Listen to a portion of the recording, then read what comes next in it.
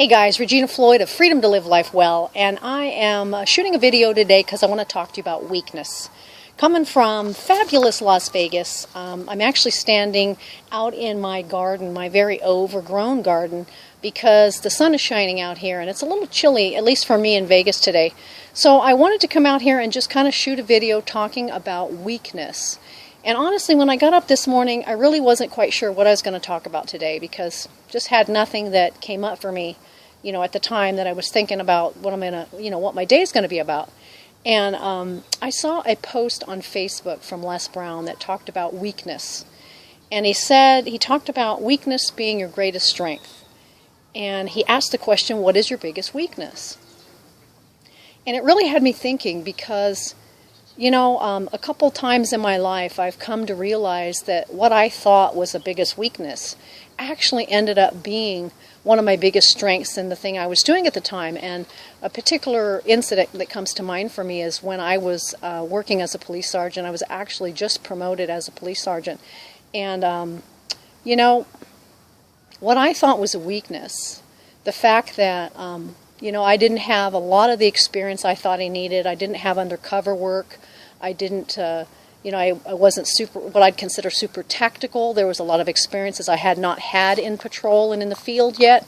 But I tested and I got promoted and I got scared because I thought, oh my God, the weakness that I have, or what I thought was my weakness, actually became a strength. And when I came to understand that, it was huge and it was incredible because you see, when I got promoted, I had a squad of new people, and I could either pretend that I knew what I was doing, and I could pretend that I knew everything, and I could walk around with that persona that I've got this figured out, or I could be totally transparent with my squad and share with them, hey, I've got the stripes and I've got the authority, but it doesn't mean I know everything.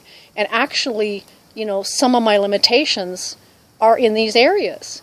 And because I was transparent and I shared that with my squad, I was able to, use the skills of those on my squad. For example, if I wasn't super tactical and didn't know some of the best tactical ways to handle things, there were people on my squad that did.